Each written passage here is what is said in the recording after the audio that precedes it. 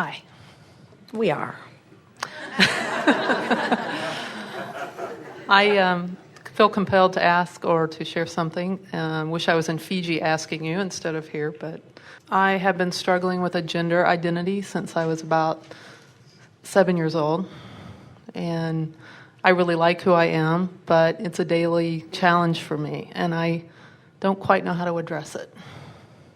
Well, you know, we don't struggle with gender identity because gender is inconsequential from an energy standpoint.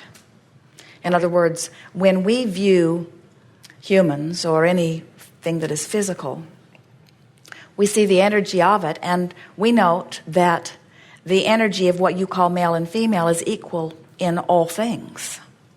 And so the gender identity only becomes significant in a comparative environment, but really you can make it irrelevant from your physical format as it is irrelevant from your non-physical format if you want to.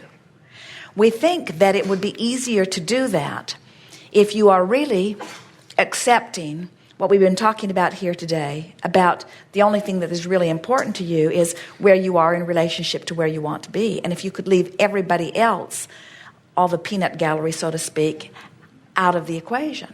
But it's not easy to be in a physical body where you're not only looking out at others, but others are looking back at you without factoring in what they think about you or what you think about them thinking about you. In other words, all of that sort of becomes part of the vibration. So often, powerful teachers come forth different than most others they know, because the most significant thing in our view, which is we know everything, the most significant thing in coming into a physical experience is understanding that diversity is the platform from which all evolution springs forth. Humans, especially loudly today, doesn't mean that all are like that or even most are like that, but the voices that are the loudest right now in this environment would like to take the ideas that exist and whittle them down to just a few good ideas, and then they'd like to take credit for those ideas. The true nature of your being is to acknowledge the ideas that exist and expand them still further. And so every now and again, in fact, it's happening in large numbers now, people are being born into bodies and into conditions and situations where they just have driving impulses that are different from what everybody else expects them to have. And the reason that they do that is because they want to make a statement that says, I am not a condition that you can force into conformity in order to serve your purpose of loving conditionally. Now think about what a service to humanity that is. Someone says, I want to love, and when I look there, it's easy for me to love, but when I look at you, I cannot love because you aren't the way I need you to be in order for me to love you. So you need to be different than you are so that I can love you. And so you, in your desire to help someone love, because that's your true nature, you say, all right, I'll stand on my head in as many different ways as I can in order to help you feel better. And so you teach them something that doesn't serve them. You teach them that they can just run around and bully everybody to be the way they need them to be. But you teach them failure because they're not going to get everybody, they're not even going to get most everybody to conform in the way that they need them to. And what they really wanted all along is the unconditional love that comes from understanding that you can line up with source energy without asking anyone or anything to conform in any way. Because your alignment is only about the way you focus your thoughts. It really doesn't have anything to do with anybody else.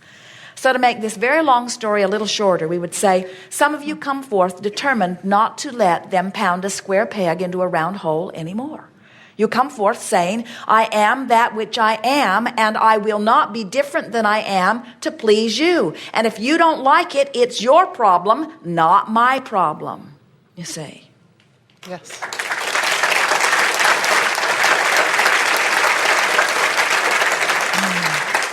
And that's not just about sexuality. It's about everything.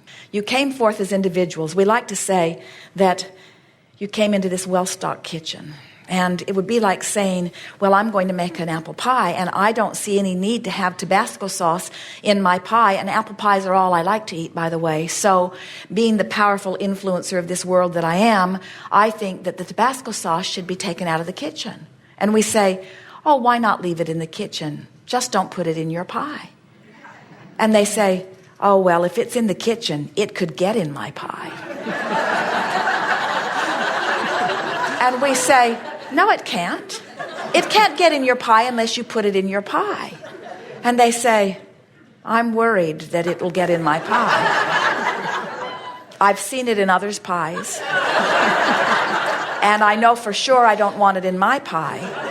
And as long as it's in the kitchen, it has the potential of getting in my pie. So I think we should get it out of the kitchen. How many of you do not want Tabasco sauce in your pie? Let's vote to have Tabasco sauce eradicated from the kitchen. And we say, why in the world does it matter what's in the kitchen? Just don't put it in your pie. And then they say, see, it got in my pie. And we say, but it's only in your pie because you were giving attention to it and you sprinkled it in your own pie. And they say, I would not have put that in my pie. I don't like that in my pie. And it's clearly in my pie, which means somebody else put it in my pie, which means now I'm powerless because things can get in my pie that I would not put in my pie. And we say, no, they can't. Things can't get in your pie without you putting them in your pie. And they say, I've said no to Tabasco sauce in my pie right from the beginning of stepping into the kitchen. I've always said no about it. And we say, but no means yes in a vibrational universe. Everything you shout no at, you put in your pie. People don't want to hear that. They want to be able to shout no and make it go away. And sometimes you say, I think I'll be born in such a powerful mindset that they won't be able to just shout no at me and make me go away. I won't get in their pie. I have nothing to do with their pie, but I have the right to my pie. Good. Yes.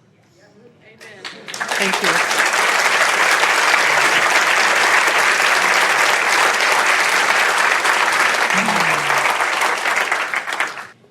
Esther looks at Kate, granddaughter, 3 years old, and love just comes out of Esther effortlessly. What's not to love? Telephone rang. Esther answered it. It's Kate. Hi, Kate, Grandma says. Kate says, I want to talk to Jerry. Oh. Esther gives the phone to Jerry, and Kate says, I love you. Oh. And Jerry says, I love you too. And Esther melted into pure connection. In other words, what could be more connecting in nature than the words of a child who is connected to source? And then we say to Esther, we don't want Esther's feeling of connection to be contingent upon anyone, not even Kate. Because as lovable as Kate is, she did ask for Jerry. And as lovable as Kate is, there are others not lovable. And if Esther's connection to source is dependent upon anything other than her known formula for aligning with source, then she can't control her own reality, you see. Mm-hmm.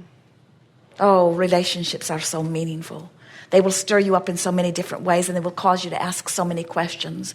But let the relationship, no matter what it is, be what it is meant to be. It is meant to be the stimulation for desire to be born within you. And then it's your work to get in sync with it. And as you get in sync with it, the relationship will unfold and blossom in wonderful ways. But you're not here for the relationship with others. You're here for the relationship with Source.